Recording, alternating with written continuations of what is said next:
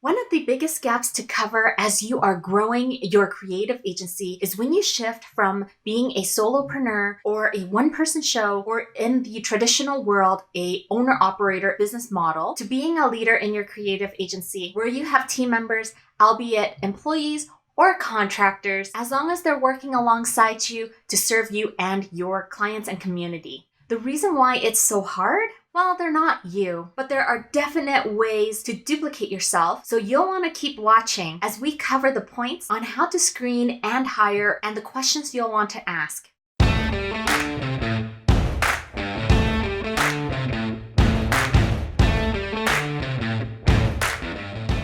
Hey CEOs, I'm Theresa Baretta. I am the Operations Coachsultant with LoopLink, helping you complete the loop in your business operations and expanding your agency with excellence. And today I'm going to walk you through how to start screening and hiring employees for your creative agency.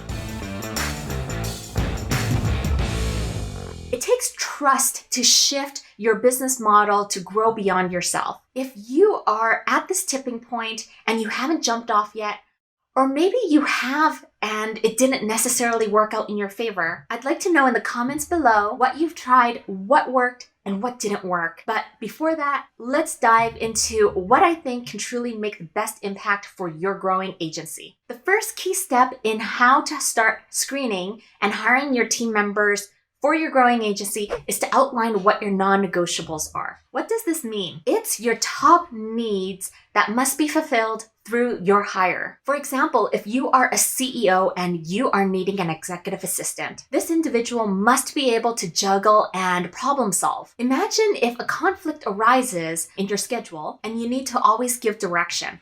It doesn't give you that ample distance or space to be able to focus on what you need to focus on. So therefore, the individual must be able to have great critical thinking, problem solving, and good judgment calls to help you stay on top of your schedule. The people you hire will form the human framework of your agency. They will eventually shape your agency culture and set the pace for employees and team members. So therefore, that you'll need to find great employees and team members. So before you post to a job board, take a look around you, in your network, in your relationships and community. Is there someone you've always admired for their work ethics or would love to have them on your team? They could be anyone from the waitress at the small restaurant, even the worker at your local supermarket. They could also be someone who did a one-time job for you in your for your business in the past. You can also ask someone within your own professional network if they have anyone that they can recommend for this role. There's a good chance that someone knows someone who is the right fit for the role that you're looking to fill in your agency. However, if you are looking for a specialized expert, then the job boards might be the better way to go. Before that, you'll want to make sure that you do create detailed job descriptions and add as many filters as possible. Always include open-ended questions and as the first level of assessment to weed out any of the scopes that may not fit that role. By including the open-ended questions, you'll be able to quickly tell whether or not someone is going to be a good fit for your agency and what you're requiring. All right, so the third step is to make sure that you are always asking relevant questions.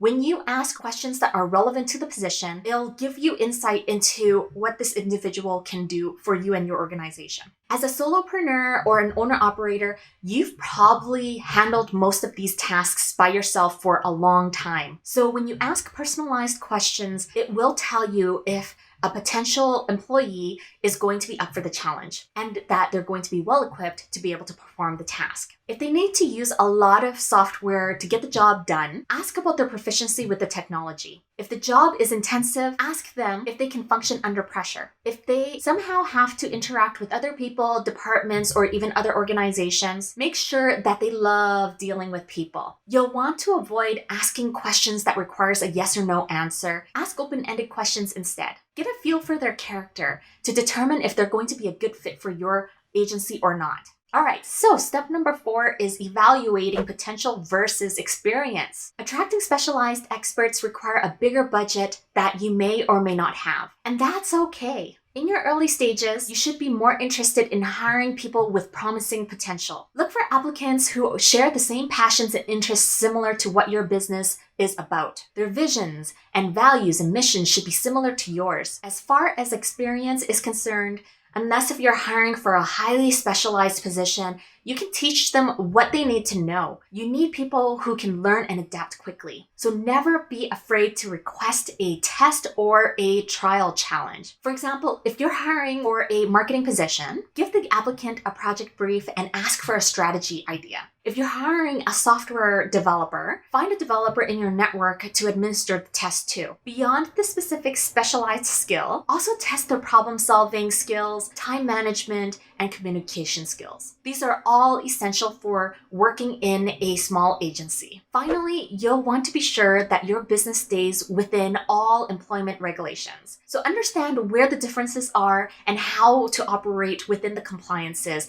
I spoke about this through my video, Independent Contractors versus Employees. So make sure if you haven't seen that video yet, go there after this video is done. So going back to compliances, if you are hiring a contractor, make sure that there is an independent contractor agreement prepared. If you're hiring an employee, prepare an employment contract with the help of a lawyer. Consult with an accountant on your payroll taxes so that you can prepare a budget. If you're hiring for an absolutely new role, I always say add on an additional 10% cost for onboarding and training, equipment, and office supplies to your overhead cost. This will allow you to forecast and budget accordingly. All right. So now you know how to start screening and hiring employees for your creative agency, but maybe you still feel like you can't do this or you don't know where to start on this journey. So I created an outsourcing checklist and action plan for you to stay focused step by step. You can download this bundle for free by clicking the link below this video. Now, I want to hear from you. How do you approach hiring for your team? Leave your feedback and experience in the comment section below. Make sure you download your free outsourcing bundle. If this video was helpful, be sure to subscribe and share with your friends. Hit the like button so I know to make more videos like this. I'm Theresa Baretta, Operations Coachsultant. I'll see you in the next one.